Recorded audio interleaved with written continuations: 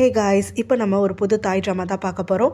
So எடுத்த உடனே பார்த்தோன்னா, ஒருத்தன் வந்து அவனை எழுதியிருக்கக்கூடிய லெட்டரை வந்து வாசிச்சுட்டு இருக்கிறான். அதே சமயத்தில் ஒரு பொண்ணு வந்து ஒரு அப்பார்ட்மெண்ட்டுக்குள்ளே என்டர் ஆகுறா. ஸோ அந்த அப்பார்ட்மெண்ட்டோடைய ஓனர் தான் இப்போ வந்து லெட்டர் இவளுக்காகன்னு சொல்லிட்டு எழுதியிருக்கான். இவளோட பேர் டா. ஸோ இவளை அட்ரஸ் பண்ணி தான் வந்துட்டு எழுதியிருக்கான். அதாவது, நீ வந்து எனக்கு நிறைய லவ்வை கொடுத்துட்ட. இந்த உலகத்தில் எல்லாருமே உன்ன மாதிரி வந்துட்டு அளவுக்கு அதிகமாக லவ் பண்ணக்கூடிய ஒரு நபர் தனக்கு அமையணும்னு சொல்லி தான் நினப்பாங்க. நானும் அப்படி தான் வந்துட்டு ஆசைப்பட்டேன். ஆனாலும் நான் எவ்வளோ முயற்சி பண்ணாலும் என்னால் வந்துட்டு உன்னை காதலிக்க முடியலை. அதுக்கு காரணம் என்னுடைய காதல் வந்துட்டு வேற ஒருத்திக்குன்னு சொல்லிட்டு நான் கொடுத்ததுனால தான். அவள் என்னை ரிஜெக்ட் பண்ணிட்டதுனால நான் ரொம்ப வீக்கான ஒரு பர்சனுங்கிறதுனாலையும் தான் என்னால் வந்துட்டு அவளோட ரிஜெக்ஷனை ஏற்றுக்க முடியலை. நான் அவளை பலமுறை மறந்துட்டு உன்னோட ஒரு ஸ்டெப் எடுக்கணும்னு நினச்சாலும் அவளோட நினைவுகளும் இல்லை அவளும் வந்துட்டு நேரில் என்கிட்ட வந்து பேசுகிற சமயம் நான் திரும்ப அவள் பக்கமே சாய ஆரம்பிச்சிடுறேன். என்னால் அவள் பிடியிலேருந்து மீண்டு வர முடியலை. என்னுடைய காதல் வந்துட்டு அவ்வளோ ஆழமானதாக இருந்துக்கிட்டு இருக்குது. உன்னோட காதலை பற்றி என்னால் தெரிஞ்சாலும் என்னால் வந்துட்டு ஏற்றுக்க முடிஞ்சாலும் அதை ரெசிப்ரோகேட் பண்ண முடியலை. அதனால் என்னை பெருசாக வந்துட்டு மன்னிச்சிடு. அதுக்காக நான் காத்துக்கிட்டு இருந்தோம், எனக்காக நீ காத்துக்கிட்டு இருந்தோம்னு சொல்லி நம்ம எல்லாருமே வந்துட்டு மனசளவில் ரொம்ப நொந்து போய்கிட்டு இருக்கோம். என்னுடைய காதல் வந்துட்டு அவளுக்கு கிட்ட இருந்து எனக்கு கிடைக்கலனாலும் என்னால் அவளை இப்போ கூட வெறுக்க முடியலை. உலகத்தில் நான் வாழக்கூடாது அப்படின்னு நினச்சாலும் கூட எனக்கு வந்துட்டு நான் எடுத்துருக்கக்கூடிய இந்த முடிவுக்கு அவள் காரணம் இல்லை அப்படிங்கிறது தான் எனக்கு தெளிவாக என்னோட மனசுக்கு வந்துட்டு சொல்லிட்டு இருக்கே தவிர என்னால் அப்போ கூட வந்துட்டு ஒன்று அவளோட இடத்துல வந்து வச்சு பார்க்க முடியலை. என்னை மன்னிச்சிடு. நான் இத்தனை நாளாக வந்துட்டு உனக்கு நம்பிக்கை கொடுத்து உன்னை ஏமாற்றிட்டேன்.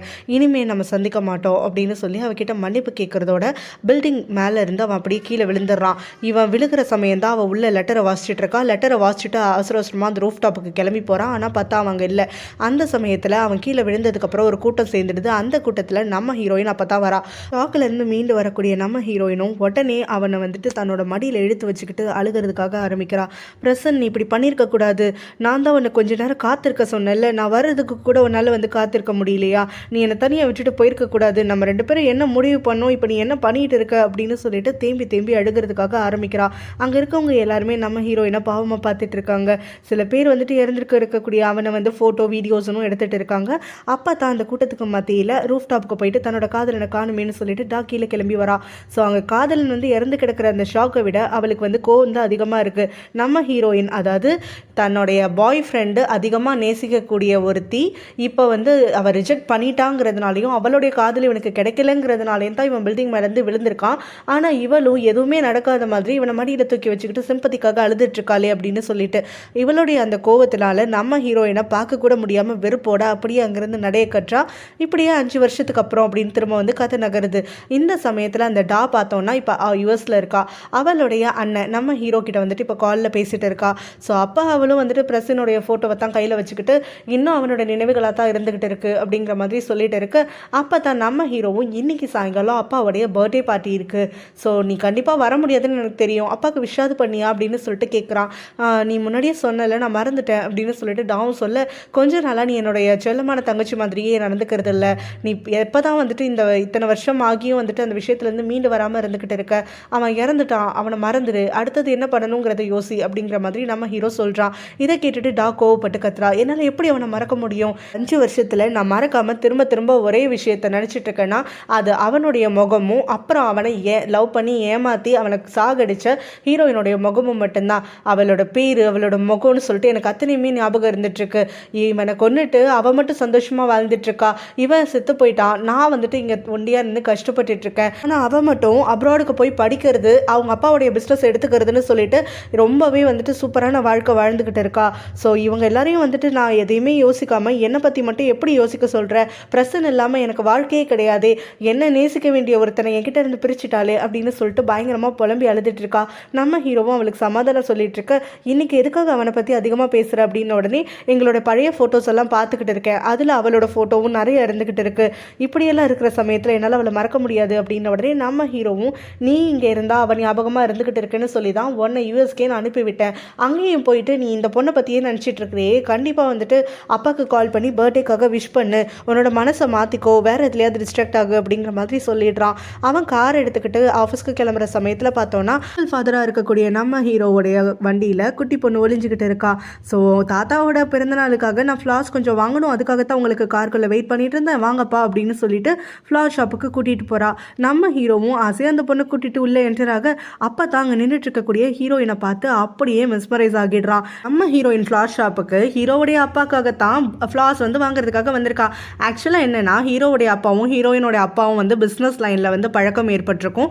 ஸோ அவங்க வந்து பல வருஷமாக வந்து ஒரு ஃப்ரெண்ட்லியாக வந்து பழகிட்டு இருப்பாங்க. அதனால் அவருடைய பிறந்தநாள் பார்ட்டிக்கு நம்ம ஹீரோயினை முறையாக கூட்டிகிட்டு போய் பிஸ்னஸ் வேர்ல்டுக்கு அறிமுகப்படுத்தி வைக்கிறேன்னு சொல்லி ஹீரோயினோட அப்பாவும் இவளை வந்து ஏதாவது கிஃப்ட் அரேஞ்ச் பண்ணிட்டு வா அப்படிங்கிற மாதிரி சொல்லியிருக்காரு. அதுக்கு தான் இவ்வளோ இங்கே ஃப்ளார்ஸ் வாங்க வந்திருக்கா. ஸோ இங்கே வந்து இவன் வந்து மெய் மறந்து பார்த்துட்டு இருக்க சமயத்தில் அவனோட குழந்தையும் இங்கே எங்கப்பா பார்த்துட்டு இருக்கீங்க, ஃப்ளார்ஸை போய் வாங்குங்கப்பா அப்படின்னு சொல்லி அனுப்பிவிட நம்ம ஹீரோவும் சரின்னு சொல்லி அந்த ஷாப் ஓனர்கிட்ட பேசுறதுக்காக வரான். அப்போ தாங்க தனியாக நின்றுட்டுருக்கக்கூடிய குட்டி பொண்ணை பார்க்குறேன் நம்ம ஹீரோயினும், நீ இங்கே தனியாக என்ன பண்ணிகிட்ருக்க, யார் கூட வந்த, என்ன ஏதுன்னு கேட்டுட்ருக்க. நான் எங்கள் அப்பா கூட வந்தேன், எங்கள் தாத்தாக்கு பிறந்த நாள், எங்கள் தாத்தாக்கு ஃப்ளார்ஸ் வாங்க வந்தேன். ஆனால் எனக்கும் எங்கள் அப்பாவுக்கும் எந்த ஃப்ளார்ஸ் கொடுக்குறதுன்னு தெரியல. அதனால தான் எங்கள் அப்பா வந்துட்டு ஷாப் ஓனர்கிட்ட பேச போயிருக்காங்க அப்படின்னு அந்த குட்டி பொண்ணு சொல்ல நம்ம ஹீரோயினும் நல்லா க்யூட்டாக பேசுகிற, வாங்க நான் வேணா உனக்கு எனக்கு தெரிஞ்ச ஃப்ளார்ஸ் எல்லாம் காட்டுறேன் அப்படின்னு சொல்லி ஃப்ளார்ஸ் எல்லாம் காட்டி அதுக்கான மீனிங் எல்லாம் கொடுத்துக்கிட்டு இருக்கா. ஸோ இந்த குழந்தையும் வந்துட்டு நம்ம ஹீரோயினோட கொஞ்சம் என்ஜாய் பண்ணிக்கிட்டு இருக்க சமயத்தில் தான் அந்த குழந்தை வந்து அங்கே இருக்கக்கூடிய ஒரு ஜன்னல் வழியாக எட்டி பார்க்குது. பார்த்தா ஒருத்தவங்க நாயை வந்து கூட்டிகிட்டு போயிட்டு இருக்காங்க. குட்டி பொண்ணும் நாயை பார்த்த உடனே நம்ம ஹீரோயினோட கையை உதறி தள்ளிட்டு அங்கிருந்து ஓட்டை எடுத்துடுறா. ஷாப்புக்கு வெளியில் ஓடிட்டாலே இந்த பொண்ணுன்னு சொல்லிட்டு நம்ம ஹீரோயினும் அந்த குழந்தைய ஃபாலோ பண்ணிக்கிட்டு அங்கிருந்து ஓட்டை எடுக்க அப்போ தான் ஷாப் ஓனர்கிட்ட பேசி முடிச்சுட்டு நம்ம ஹீரோவும் ஃப்ளார்ஸ் எல்லாம் வாங்கிட்டு அங்கே பே பண்ணிட்டு திரும்பி பார்க்குறான். பார்த்தா நம்ம ஹீரோயினும் காணும், குழந்தையும் காணும். குழந்தை என்னடா காணும், எங்கே போயிருப்பா குழந்தை அப்படின்னு சொல்லிட்டு அவனும் வந்து வெளியில் போய் தேடலான்ட்டு பதறி அடிச்சுக்கிட்டு ஓடி வர அங்கேயும் இங்கேயும் குழந்தைய வந்துட்டு அவனுக்கு கிடைக்காம இருக்கு. அப்போ தான் திடீர்னு வந்துட்டு சவுண்டு கேட்குது. அவனும் திரும்பி பார்க்குறான். பார்த்தா குழந்தை ஓடுதுங்கிறத தெரிஞ்சுக்கிறான். ஸோ அந்த குழந்தைய ஃபாலோ பண்ணிக்கிட்டே அவனும் அங்கேருந்து ஓட்டை எடுக்க அந்த குழந்தை பார்த்தோன்னா நாய் வந்துட்டு ரோடு கிராஸ் பண்ண போக அங்கே வர வண்டியை பார்க்காம அந்த நாயை ஃபாலோ பண்ணிக்கிட்டே அந்த குழந்தைய ரோட்டில் இறங்கிடுது. ஒரு கார்காரன் வேகமாக வர அந்த குழந்தை வந்துட்டு இடி வாங்க போக நம்ம ஹீரோ பதறி அடிச்சுக்கிட்டு பயங்கரமாக அலறான். அப்போ தான் நம்ம ஹீரோயினும் நடுவில் வந்து பூந்து எப்படியோ அந்த குழந்தைய வந்து காப்பாற்றிடுறா. ஸோ அவங்க ரெண்டு பேரும் அந்த பக்கமாக விழுந்து கிடக்க அந்த கார்காரனும் இறங்கி நம்ம ஹீரோயினை போட்டு கண்ணா பின்னான்னு வந்துட்டு கத்தி எடுத்துட்டு இருக்கான். குழந்தைய பத்திரமா பார்த்துக்க முடியல, நீ எல்லாம் எதுக்கு கூட்டிகிட்டு வந்துட்டு. ஹீரோ அங்கே வந்த உடனே ஹீரோயினும் அவனை பார்த்துட்டு குழந்தைய பெற்றா மட்டும் போதாது, வளர்க்குறதுக்கு அறிவு இருக்கணும், குழந்தைய எங்கேயாவது வெளியில் கூட்டிகிட்டு வந்தா கண்ணு மேலே வச்சுக்கணுங்கிறது கூட ஒரு சென்ஸ் இல்லாமல் இருந்துட்டு இருக்க, வந்து ஓமேலையை மட்டும் குழந்தைய அம்போன்னு போட்டுட்டு பார்த்துட்டு இருக்க அப்படின்னு சொல்லிட்டு அவனுக்கு பேசுறதுக்கே வாய்ப்பு கொடுக்காம அவனை பயங்கரமாக கழுவி ஊற்றிட்டு இருக்க. என்னோட அப்பாவை இப்படி ஒரு ஆண்டி திட்டுறாங்களே அப்படின்னு சொல்லி அந்த குழந்தைய வேடிக்கை பார்த்துக்கிட்டே இருந்துட்டு நம்ம ஹீரோயின் கிட்ட தயக்கத்தோட போய் எங்கள் அப்பாவை திட்டாதீங்க, எங்கள் அப்பா பயந்துட போறாரு, எங்கள் அப்பா தப்பு எதுவும் பண்ணலை அப்படின்னு சொல்லிட்டு சொல்லுது. இதை கேட்ட உடனே நம்ம ஹீரோயினும் பாவப்பட்டுக்கிட்டு உங்கள் அப்பாவை நான் திட்டலாம் இல்லை அப்படின்னு சொல்லிட்டு அங்கேருந்து கிளம்புறா. நம்ம ஹீரோவும் கடைசியாக அவகிட்ட பேசி வழக்கம் கொடுக்கலாமேன்னு சொல்லிட்டு வாயை திறக்க நம்ம ஹீரோயினும் அவனை கண்டும் காணாத மாதிரி அப்படியே கிராஸ் பண்ணி போயிடுறா. நம்ம ஹீரோவும் குழந்தைக்காக அவ கோவப்படுறது கூட அழகாக தான் இருக்குது அப்படின்னு சொல்லி ரசிச்சுட்டு இருக்கான். நம்ம ஹீரோயின் வந்து வீட்டுக்கு வர சமயத்தில் பார்த்தோன்னா அவளோட காரை தான், அதாவது அவங்க அப்பா அவளுக்குன்னு ப்ரெசென்ட் பண்ணியிருக்கக்கூடிய காரை தான் வேணும்னு அவளோட கசின் வந்துட்டு அங்கே வேலைக்கார அம்மா கிட்ட சண்டை போட்டு பிடிங்கிட்டு இருக்கா. ஸோ இந்த சமயத்தில் அங்கே போகிற நம்ம ஹீரோயினுக்கும் அவளோட கசினுக்கும் பயங்கரமாக முத்திக்குது. இந்த கசின் அப்புறம் அவளோட தம்பி அப்புறம் அவங்க அம்மா 3 பேரும் இப்போ நம்ம ஹீரோனோட வீட்டை தான் இருந்துட்டு இருக்காங்க. நம்ம ஹீரோயினுடைய அன்அஃபிஷியல் ஸ்டெப் மதர் தான் இந்த பொண்ணுடைய அம்மா, தோ இந்த பர்பிள் ட்ரெஸ்ஸில் இருக்காங்கல்ல அவங்க. ஸோ அவங்க எப்படின்னா நம்ம ஹீரோயின் கிட்ட இருந்து எல்லாத்தையுமே பறிச்சுக்கிட்டு அவங்களுடைய பொண்ணுக்கு கொடுக்கணும் அப்படின்னு சொல்லிட்டு நினைப்பாங்க. அதே மாதிரி தான் நம்ம ஹீரோயினோட அந்த கசனும். ஸோ அவளோட பேர் வந்துட்டு பிரின்னு. ஸோ இந்த பிரிங்கும் வந்துட்டு அப்படி தான் இருந்துட்டுருப்பா. நம்ம ஹீரோயின் வந்து எதெல்லாம் ஆசைப்படுறாளோ அது எல்லாமே தான் வந்துட்டு அவகிட்ட இருந்து திருடிக்கணும் அப்படின்ற மாதிரி ஒரு ஜலசான குணத்தை வந்து கொண்டவ. ஸோ இவங்க எல்லாரும் ஈவலாக இருக்கிறதுக்கு மத்தியில் நம்ம ஹீரோயின் வந்துட்டு அவங்க அப்பாக்காகன்னு சொல்லி அதே குடும்பத்தில் அதே வீட்டில் வந்து தாக்கு பிடிச்சிக்கிட்டு இருந்துட்டுருக்கா. இங்கே எல்லாரும் எப்படி இந்த வீட்டில் வந்தாங்கங்கிறதுக்கு ஒரு ஃப்ளாஷ்பேக் இருக்குது. அதாவது சின்ன வயசில் நம்ம ஹீரோயினுடைய அப்பாவுடைய தம்பி, அதாவது ஹீரோயினுடைய சித்தப்பா என்ன பண்ணுறாருன்னா பிஸ்னஸ் பண்ண போகிறேன்னு சொல்லி பணத்தை நிறையா வந்துட்டு அவங்க தாத்தா கிட்ட இருந்து வாங்கிக்கிட்டு அப்ராடுக்கு போயிடுறாரு. ஸோ யூஎஸ்க்கு போகக்கூடிய அவரும் வந்துட்டு பிஸ்னஸ் பண்ண தெரியாமல் ஏகப்பட்ட நஷ்டமாகிடுது. அவருடைய ஒய்ஃபும் குழந்தைங்களும் தான் இவங்க எல்லாரும். ஸோ இப்போ அவங்க வந்து பணத்தெல்லாம் இழந்துட்டு அவர் வந்து இறந்தும் போயிடுறாரு. அவர் இறந்து போனதுக்கு அப்புறமா அவளுடைய சித்தி அவங்க தான் வந்துட்டு இப்போ இந்த குழந்தைங்களை வந்து காப்பாற்றுறதுக்கு எனக்கு வழியே இல்லை அப்படின்னு சொல்லிட்டு 7 வருஷத்துக்கு முன்னாடி நம்ம ஹீரோயினோட அப்பா கிட்ட வந்துட்டு தஞ்சம் பிடிக்கிறாங்க. ஸோ அப்பா வந்துட்டு அவங்க அப்பாவை கொஞ்சம் தயங்கி நிற்க ஹீரோயினோட அம்மாவும் அதனால் என்ன குழந்தைங்களோட ஃபியூச்சர் தான் முக்கியம், குழந்தைங்க இப்போ படிச்சுட்டு தானே இருக்காங்க, அதனால தாராளமாக இங்கே இருந்துட்டு போங்க, எப்படினாலும் நம்ம எல்லாரும் ஃபேமிலி தானே அப்படின்னு சொல்லிட்டு ஏற்றுக்கிறாங்க. இதுங்களும் வந்துட்டு சரின்னு சொல்லிட்டு ஒத்துக்கிட்டு வந்துடுறாங்க. உங்களுக்கு தெரியாதது என்னன்னா இங்கே வந்ததுக்கப்புறமா பொறாமையோடு இருக்கக்கூடிய அம்மாவும் பொண்ணும் சேர்ந்து இந்த சொத்து எல்லாத்தையுமே ஆட்டைய பொண்ணுன்னு நினைக்கிறாங்கிறது தான். ஸோ இப்போ இதுக்கு பிறகு இங்கே ஒருத்தன் நின்றுட்டு இருக்கான்ல, இவன் பேர் வந்து நிம்மன். ஸோ இப்போ இந்த நிம்மனுங்கிறவன் நம்ம ஹீரோயினை 3 வருஷமாக வந்துட்டு லவ் பண்ணிட்டு டேட் பண்ணிட்டு இருந்திருக்கான். இவனும் வந்துட்டு பிஸ்னஸ் வேர்ல்டில் கொஞ்சம் பெருசானவன். ஸோ இப்போ இங்கே இருக்கான்ல பிரின்னுக்கு வந்துட்டு எப்போவுமே நம்ம ஹீரோயினுடைய திங்ஸ் எல்லாம் அடையணுங்கிறது தானே ஆசை. ஸோ இப்போ நிம்மனை பார்க்கும் போதெல்லாம் வந்து செலக்டிவாக பேசிக்கிட்டு அவனை லவ் பண்ணுறதா அப்படின்லாம் சொல்லிக்கிட்டு அவனை எப்படியாவது வந்து ஹீரோயின் கிட்ட இருந்து ஸ்டீல் பண்ணணும் அதுக்காக முயற்சி பண்ணிட்டு இருக்கா. ஸோ இப்போ நிம்மன் வந்துட்டு நம்ம ஹீரோயினை அங்கே ஹீரோவுடைய அப்பா பர்த்டே பார்ட்டிக்கு கூட்டிகிட்டு போகிறதுக்காக தான் வந்திருக்கான். அந்த சமயத்தில் தான் இவ செடியூஸ் பண்ணுறதுக்காக முயற்சி பண்ணிட்டு இருக்கா. ஆனால் இவனும் இவகிட்ட பட்டும் படாமல் பேசிட்டு இருக்கா. இந்த விஷயம் பிரின்னுக்கு பிடிக்கல. ஹீரோயின் அங்கே வந்த உடனே அவளை அம்போன்னு விட்டுட்டு அவன் நம்ம ஹீரோயினை வந்துட்டு பயங்கர அழகாக இருக்கா அப்படி இப்படின்னு சொல்லி அவளோட கொஞ்சம் வந்து ஃப்ளர்ட் எல்லாம் பண்ண ஆரம்பிக்க பிரின்னுக்கு அதெல்லாம் பார்க்க பார்க்க இன்னும் கொஞ்சம் வயிறு எரிய ஆரம்பிக்குது. ஸோ இந்த மாதிரி வந்து பர்ஃபெக்டான ஒருத்தன், அழகு அறிவு பணம்னு இருக்கக்கூடிய ஒருத்தனை கண்டிப்பாக வந்துட்டு அவளுக்கு கிடைக்க நான் விட மாட்டேன், நான் அடைஞ்சே தீருவேன் அப்படிங்கிற மாதிரி மனசில் சொல்லிட்டு அங்கேருந்து கிளம்பி போயிடுறா. ஸோ இங்கே வந்து பர்த்டே பார்ட்டிக்கு அவங்க இன்வைட் பண்ணது வந்துட்டு ஹீரோயினும் அவங்க அப்பாவை மட்டும்தான். ஆனால் இதுக்கு நடுவில் அவளோட ஈவில் ஸ்டெப் மதர் என்ன பண்ணுறாங்கன்னா அவங்க அப்பாவை பிரெயின் வாஷ் பண்ணி கூடவே வந்துட்டு அந்த பிரின்னையும் அனுப்பி விட்டுடுறாங்க அந்த பார்ட்டிக்கு.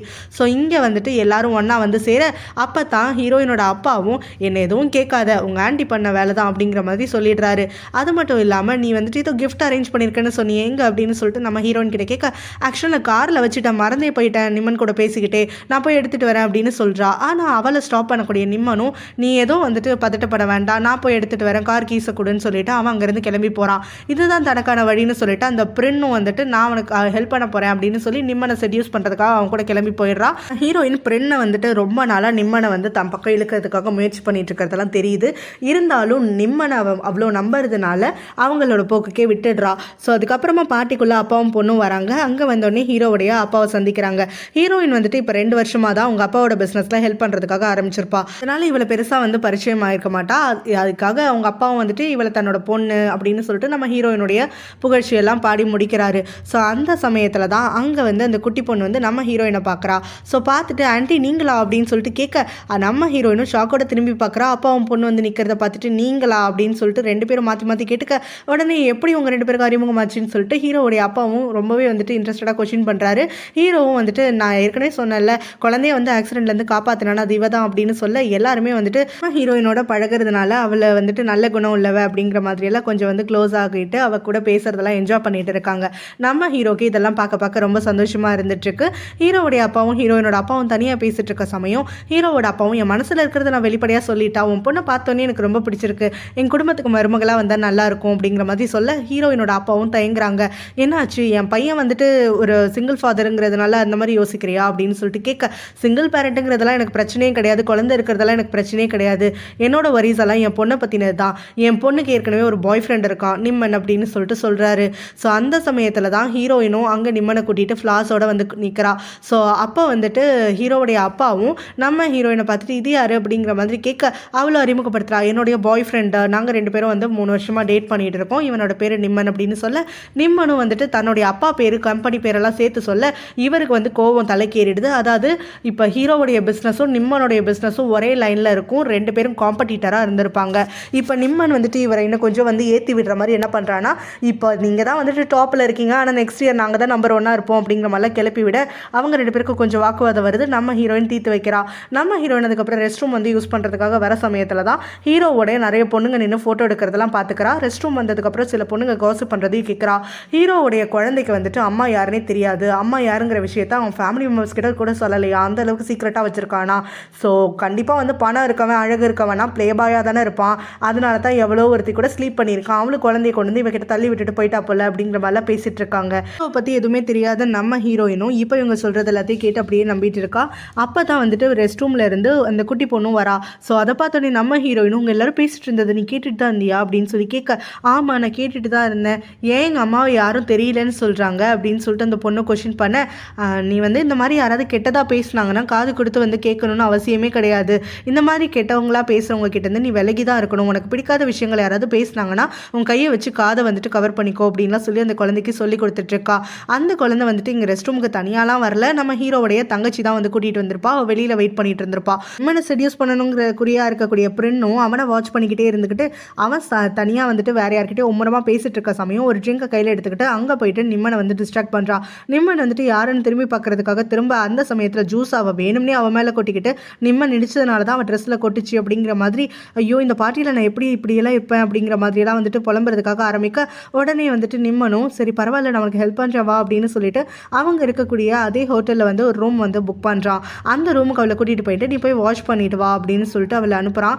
அந்த சமயத்தில் அவளும் வந்துட்டு அங்கேருந்து வெளியில் போகக்கூடிய அவனை நிறுத்து, நான் இங்கே எதுக்காக உன் பின்னாடியே வந்துட்டுருக்கேங்கிறதெல்லாம் உனக்கு தெரியாதா, இந்த பார்ட்டிக்கு வந்ததே உனக்காகத்தான், எங்கள் அங்கிள்காகலாம் நான் வரல, நான் உன்னை அவ்வளோ லவ் பண்ணுறேன், நீ எப்போ உன்னை பார்த்தனோ அப்போலேருந்து லவ் பண்ணுறேன் அப்படிங்கிற மாதிரிலாம் சொல்லிட்டு அவனை கிஸ் பண்ணுறதுக்காக ஆரம்பிக்க, அவனும் அவளை பிடிச்சி தள்ளி விட்டுட்டு எனக்கு சத்தியமாக அப்படி ஒரு ஒப்பீனியனே கிடையாது, எனக்கு வந்து உன் மேலே எந்த ஒரு அட்ராக்ஷனும் கிடையாது, நான் ஹீரோனை தான் லவ் பண்ணுறேன், அவளுக்கு துரோகம் பண்ண விட மாட்டேன், அவளுக்கு வந்து கஷ்டப்படுத்த மாட்டேன் அப்படிங்கிற மாதிரி கட்டாயப்படுத்திட்டு அங்கேருந்து கிளம்பிடுறான். இதனால் பிரின்னுக்கு வந்துட்டு இன்னும் கொஞ்சம் கோவம் வந்துட்டு இருக்கு. ரூம்லேருந்து வரக்கூடிய நம்ம ஹீரோயினும் ஹீரோ வந்துட்டு நிறைய பொண்ணுங்களோட ஃபோட்டோஸ்க்கு போஸ்ட் கொடுத்துட்டு இருக்கிறதெல்லாம் பார்த்துட்டு அவங்ககிட்ட போயிட்டு பயங்கரமாக கத்துறதுக்காக ஆரம்பிக்கிறா. குழந்தைய பெற்றுட்டா மட்டும் போதாது, வளர்க்குறதுக்கு தெரியணும். அப்போ என்னென்னா காலையில் வந்துட்டு காரில் பிடிச்சி குழந்தை விழுகிற வரைக்கும் வெயிட் பண்ணிட்டு இருந்தேன், இப்போ என்னென்னா வந்துட்டு குழந்தையோட எமோஷனல் ஸ்டேட்டு தெரியாமல் ஒரு ப்ளே பாயாக நடந்துக்கிட்டு இருக்க அப்படின்னு சொல்லிட்டு, நீ என்ன பேசிகிட்டு இருக்க இப்போ அப்படின்லாம் சொல்லிட்டு கேட்டுட்டு இருக்க. குழந்தைய தனியாக அதுக்கு ரெஸ்ட் ரூம் அனுப்புனேன் அப்படின்னு சொல்லிட்டு கத்துறா. குழந்தைங்க கூட நான் எப்படி ரெஸ்ட் ரூமுக்கு வர முடியும், நான் வந்து அவளை ஜென்ஸ் டாய்லெட் கூட்டிகிட்டு போக முடியுமா, இல்லை லேடிஸ் டாய்லெட்குள்ளே நான் வர முடியுமா, லூசுத்தனமாக பேசிகிட்டு இருக்க அப்படிங்கிற மாதிரி அவனும் நக்கலாக சொல்லிட்டு இருக்க. சும்மா வந்துட்டு இந்த மாதிரி நக்கல் எல்லாம் பண்ணிட்டு இருக்காத, அம்மா இல்லாத குழந்தையோட உணர்வெல்லாம் உனக்கு தெரியுமா, அதெல்லாம் தெரிஞ்சு யோசிச்சிருந்தா நீ இந்த மாதிரி ப்ளே பாய் வைஸ் எல்லாம் வந்துட்டு இன்னும் கண்டினியூ பண்ணிட்டு இருக்க மாட்டேன். ஸோ உன்னோட குழந்தைக்காக ஒரு நல்ல அப்பாவா ஒரு லாயலாக இருந்திருப்ப அப்படிங்கிற மாதிரியெல்லாம் பயங்கரமாக திட்டிக்கிட்டே இருக்கா. இப்போ நீ என்ன தான் சொல்ல வர, எதுக்காக என்ன திட்டிகிட்டு இருக்க அப்படின்னு சொல்லிட்டு நம்ம ஹீரோவும் கேட்க, நம்ம ஹீரோனும் எனக்கும் அதான் தெரியல எதுக்காக அவனை திட்டுறேன்னு சொல்லிட்டு, ஆனால் இதுக்கு மேலே நான் உங்ககிட்ட பேச விரும்பலை அப்படின்னு சொல்லிட்டு குழந்தைய மட்டும் நல்லா பார்த்துக்கோ அப்படின்னு அங்கேருந்து கோவத்தோடு கிளம்பி போயிடுறான். நம்ம ஹீரோக்கும் ஒன்றுமே புரியலை, எதுக்காக இப்படி கத்திட்டு போகிறான்னு சொல்லிட்டு அவனும் எதுக்காக கத்துறான்னு கடைசி வரைக்கும் சொல்லாமல் போகிறாளேன்னு சொல்லி முடிச்சுட்டு இருக்கான். இந்த பக்கம் அப்புறம் இன்னும் வீட்டுக்கு வந்தோடனே அவங்க அம்மா கிட்ட புலம்பிட்டு இருக்கா. நான் எவ்வளோ முறை வந்துட்டு எவ்வளோ தூரம் வந்து அவனோட க்ளோஸாக போனாலும் சரி, நிம்மன் வந்து என் பக்கமே வரமாட்டேங்கிறான், என்னை உதாசீனப்படுத்தி போயிட்டே இருக்கான், அப்படி அவன் என்ன பண்ணான்னு எனக்கு தெரியல, அவள் தான் வேணும்னு ஆடிட்டு இருக்கான் அப்படிங்கிற மாதிரிலாம் சொல்லிட்டு இருக்க. என்னுடைய அம்மாவும் ஆம்பளைங்க எல்லாரும் ஒரே மாதிரி தான், எல்லாம் வந்துட்டு கால் தூசி தான், நம்ம பக்கம் வந்துட்டு எப்போ வேணாலும் எடுத்துக்கலாம் அப்படிங்கிற மாதிரி 7 வருஷத்துக்கு முன்னாடி எப்படி வந்து ஹீரோயினோட அப்பாவை இவங்க பக்கம் இழுத்தாங்கன்ற கதையை சொல்கிறாங்க. ஒரு நாள் என்ன ஆகுதுன்னா, இது வந்து ஃப்ளாஷ்பேக்கு. ஸோ ஹீரோயினோட அம்மா வந்து அவங்க அம்மாவுக்கு உடம்பு சரியில்லைன்னு சொல்லிட்டு ஒரு ட்ரிப்புக்காக அங்கேருந்து கிளம்பி போகிறாங்க.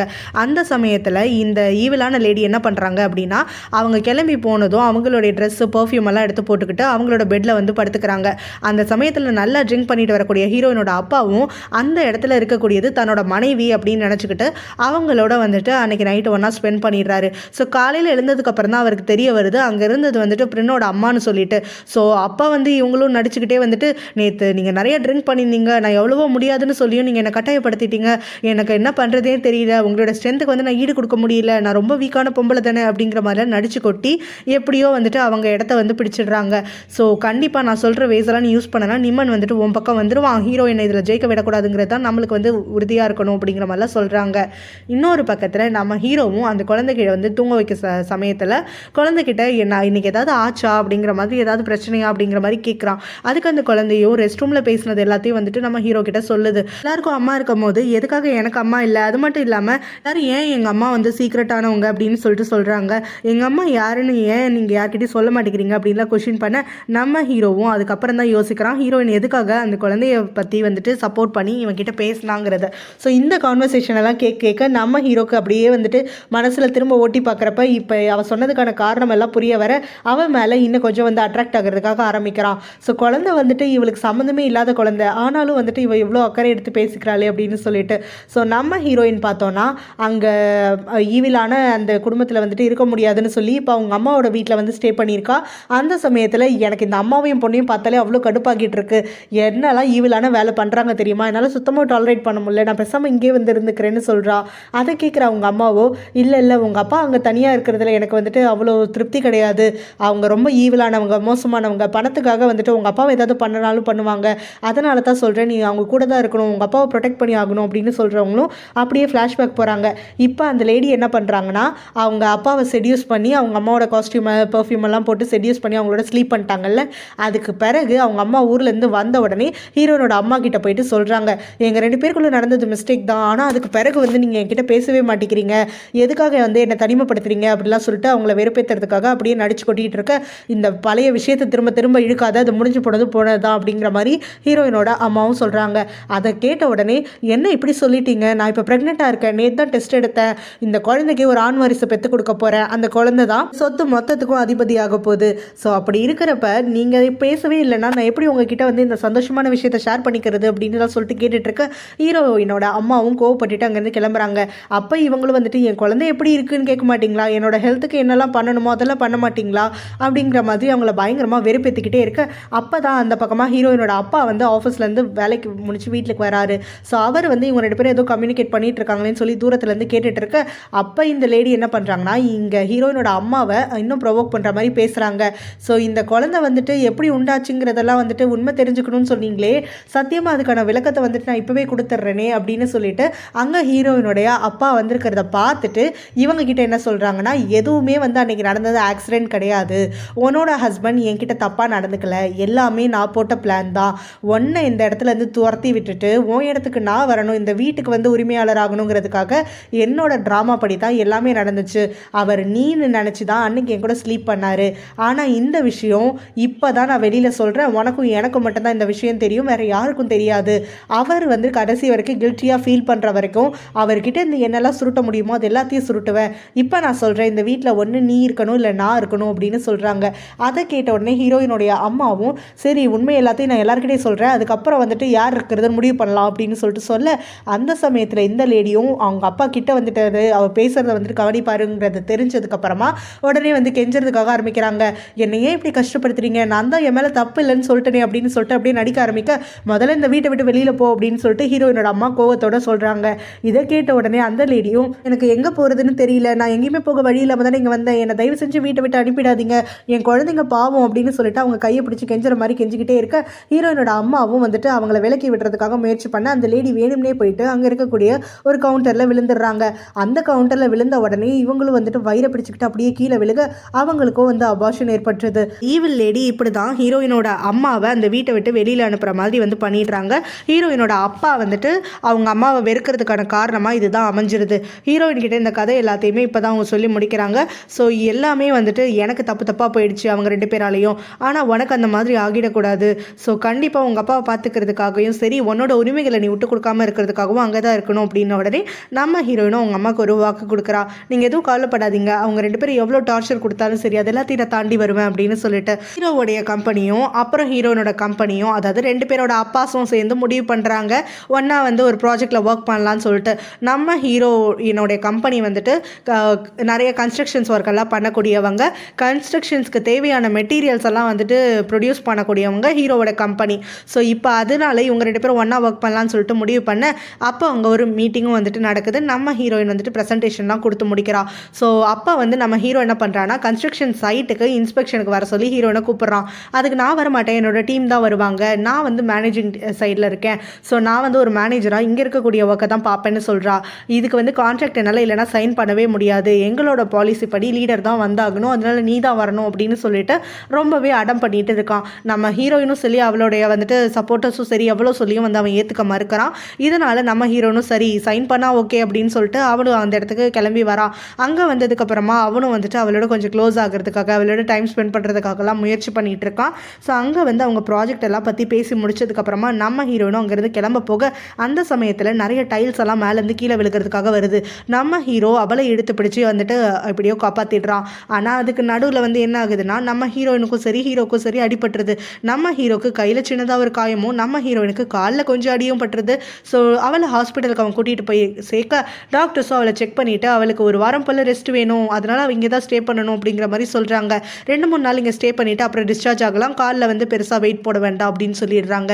நம்ம ஹீரோ ரொம்பவே கில்ட்டியாக ஃபீல் பண்ண ஆரம்பிச்சிடுறான். எவ்வளோ தூரம் நீ சொல்லியும் கட்டாயத்தின் பேரில் நான் தானே கூட்டிகிட்டு போனேன், அதனால தானே உனக்கு இப்படி ஆச்சு அப்படின்னு சொல்லிட்டு நம்ம ஹீரோனும் எதுக்காக சாரி சொல்கிறேன், என்னை காப்பாற்றினதுக்கு நான் தான் உனக்கு தேங்க் பண்ணணும் அப்படின்னு சொல்கிறா. ஹீரோயினுக்கு அடிபட்டுருச்சுன்னு சொல்லிட்டு அவளோட அப்பாவும் பதறி அடிச்சுட்டு அங்கே வராரு. ஆனால் அங்கே ஹீரோ இருக்கிறத பார்த்துட்டு அவர் கொஞ்சம் சர்ப்ரைஸ் ஆகிடுறாரு. ஹீரோவுடைய அப்பா கொடுத்த மேரேஜ் ப்ரொபோசலுக்கு பிறகு இவருக்கு வந்து ஹீரோ மேலே கொஞ்சம் இன்ட்ரெஸ்ட் வந்திருக்குன்னு தான் சொல்லணும். ஸோ நம்ம ஹீரோயின் கிட்ட அவர் வெளிப்படையாக வந்துட்டு அவனை பற்றி எதுவும் பேசலனாலும் அவர் வந்து ஹீரோவை கொஞ்சம் ப்ரிஃபர் பண்ணுற மாதிரி ஆரம்பிக்கிறாரு. ஸோ அடுத்த நாள் நம்ம ஹீரோ வந்துட்டு ஹீரோயினை பார்க்கறதுக்காக வரான். அந்த சமயத்தில் அங்கே நிம்மன் வந்துட்டு நம்ம ஹீரோயினோட டைம் ஸ்பெண்ட் பண்ணிட்டு இருக்கான். நம்ம ஹீரோயினும் அவனை வந்த உடனே வந்துட்டு நிம்மனை தன்னோட பாய் ஃப்ரெண்டுன்னு சொல்லிட்டு ஹீரோ கிட்ட அறிமுகப்படுத்தி வைக்க ஹீரோக்கு வந்துட்டு ஏற்கனவே அவளுக்கு பாய் ஃப்ரெண்ட் இருக்காங்கிறது அரசல் புரசல் அது தெரிய வருது. ஆனாலும் இப்போ அறிமுகப்படுத்தி வைக்கிறதுனால இன்னும் கொஞ்சம் வந்துட்டு மனசு அப்படியே உடஞ்சு போயிடுது. நிம்மனும் நம்ம ஹீரோவை பார்த்துட்டு ஆக்சுவலாக வந்துட்டு நான் அவளுக்கு 3 வருஷமாக டேட் பண்ணிட்டு இருக்கேன், நாங்கள் 2 பேரும் வந்துட்டு ஃபியூச்சரும் ஒன்றா இருக்கிறத தான் பிளான் பண்ணியிருக்கோம் அப்படிங்கிற மாதிரிலாம் சொல்லிட்டு நம்ம ஹீரோவை பயங்கரமாக திட்டுறான். நீ அவளை கட்டாயப்படுத்தி அந்த இடத்துக்கு கூட்டிகிட்டு போகலன்னா அவளுக்கு இப்படிலாம் ஆக்சிடென்ட்டே யாருக்காதுன்னு சொல்லிட்டு அதுக்கு நம்ம ஹீரோயினும் நிம்மன் கிட்ட ஹீரோக்காக தான் சப்போர்ட் பண்ணுறா, அவன் மேலே தப்பு இல்லைன்னு சொல்லிட்டு நிம்மன் அங்கே இருக்கானேன்னு சொல்லிட்டு ஹீரோயினோட டைம் ஸ்பெண்ட் பண்ண முடியாதுன்னு சொல்லி நம்ம ஹீரோயினும் வருத்தத்தோட அங்கேருந்து கிளம்புறான். அந்த சமயத்தில் நிம்மனும் வந்துட்டு நம்ம ஹீரோவை ஃபாலோ பண்ணிக்கிட்டே வந்துட்டு கொஞ்சம் பேசணும் அப்படின்னு சொல்கிறான். என்ன பேசணும் அப்படின்ன உடனே நான் அவளோட பாய் ஃப்ரெண்ட், நீ என் கேர்ள் ஃப்ரெண்டை பார்க்குற விஷயம் வந்துட்டு பார்வை எனக்கு சுத்தமாக பிடிக்கல அப்படின்னு சொல்கிறான். நான் என்ன பார்வை பார்த்தேன் அப்படின்னு சொல்லிட்டு நம்ம ஹீரோவும் ஒன்றும் தெரியாத மாதிரி கேட்க, நீ எந்த எண்ணத்தில் அவளை பார்க்குறங்கிறதெல்லாம் எனக்கு நல்லாவே தெரியுது, ஆனால் நாங்கள் 2 பேரும் ஒன்றா இருக்கிற வரைக்கும் உனக்கு சான்ஸே கிடையாது, அதனால் உன் மனசை ஒழுங்காக மாற்றிக்கோ, பிஸ்னஸை வந்துட்டு சாக்கு சொல்லிக்கிட்டு அவளோட பழகிறது நிறுத்து அப்படின்னு சொல்லி அவனுக்கு ஒரு வார்னிங் கொடுத்து அனுப்புகிறான். அந்த சமயத்தில் தான் நிம்மனுக்கு பிரிம் கிட்டேருந்து ஃபோன் வருது. ஸோ இந்த பிரின் என்ன பண்ணுறான்னா அவளோட அம்மாவோட சேர்ந்து ஈவிலாக ஒரு பிளான் வந்துட்டு போடுறா. அதாவது என் ட்ரெஸ்ஸை ஸ்பாயில் பண்ணல, அதனால் என் ட்ரெஸ்ஸுக்கு நீ தான் காம்பன்சேட் பண்ணி ஆகணும், என்னை ஷாப்பிங் கூட்டிகிட்டு போய் எனக்கு பிடிச்ச ட்ரெஸ்ஸை நான் வாங்கிக்கிறேன்னு சொல்கிறா. அதுக்கு நிம்மனும் நான் ஹீரோயினோட டைம் ஸ்பெண்ட் பண்ணணும், எனக்கு இன்றைக்கி ஒரு நாள் தான் டைம் இருக்குது, அதனால் நீ என்ன ட்ரெஸ் வேணும்னு சொல்லி நான் வந்து உனக்கு பே பண்ணிடுறேன், அப்படி இல்லைனா நானே உனக்கு சூஸ் பண்ணி வாங்கி கொடுத்துட்றேன்னொன்னே அதெல்லாம் சரி வராது, என் சைஸை வந்துட்டு நான் ட்ரை பண்ணி பார்த்தா தானே எனக்கு தெரியும் அப்படின்னா சொல்லி இவனோட ஒட்டிக்கணும்னு இவ ஆசைப்பட்டுட்டு இருக்கா. நிம்மனை இவட கழட்டி விடுறதுக்காகவே முயற்சி பண்ணிட்டு இருக்க. அப்போ அதை தெரிஞ்சுக்கிட்ட அவங்க அம்மாவும் உடனே ஃபோனை வாங்கிட்டு நிம்மன் கிட்ட, பொண்ணுக்கு அந்த ட்ரெஸ் ரொம்பவே பிடிச்சு போனது, அதை நீ தான் ஸ்பாயில் பண்ணிட்டேங்கிறதுனால தான் வந்து கோவத்தை கண்ட்ரோல் பண்ணிக்கிட்டு இருக்கா, ஆனால் வீட்டுக்கு வந்து இருந்து அவள் சரியாக கூட சாப்பிடல தெரியுமா, அந்த ட்ரெஸ் வந்து அவளுக்கு அவ்வளோ அட்டாச்மெண்ட் இருக்குது, அதனால நீ தான் இதை காம்பன்சேட் பண்ணி ஆகணும். ஹீரோயின் வந்துட்டு ஹாஸ்பிட்டலில் தானே இருக்கா, அவளுக்கு பெருசாக தேவைகள்லாம் இருக்காது, அது மட்டும் இல்லாமல் அவளை பார்த்துக்கிறதுக்கு அவங்க அப்பா இருக்காங்க, அதனால நீ என் பொண்ணை வெளியில் கூட்டிகிட்டு போயிட்டு வா, அவளுக்கு தேவையானதை வாங்கி கொடு, அவளோட டைம் ஸ்பெண்ட் பண்ணு அப்படிங்கிற மாதிரி வந்துட்டு சொல்கிறாங்க. நிம்மன் என்ன பண்ணுறான்னா, சரி நம்ம ஹீரோயினுடைய ஸ்டெப் மதர் ஆச்சே, பெரியவங்களோட பேச்சை கேட்கணும் அப்படின்னு சொல்லிட்டு மனசே இல்லைனாலும் அதுங்க இழுத்த இழுப்புக்கெல்லாம் சரின்னு சொல்லிட்டு ஒத்துக்கிறான். இங்கே பிரின்னும் அவங்க அம்மாவும் சேர்ந்து இதுதான் சரியான சமயம் நிம்மனை தம் பக்கம் இழுத்துக்கிறதுக்கு அப்படின்னு சொல்லி பிளான் பண்ணிட்டு இருக்காங்க.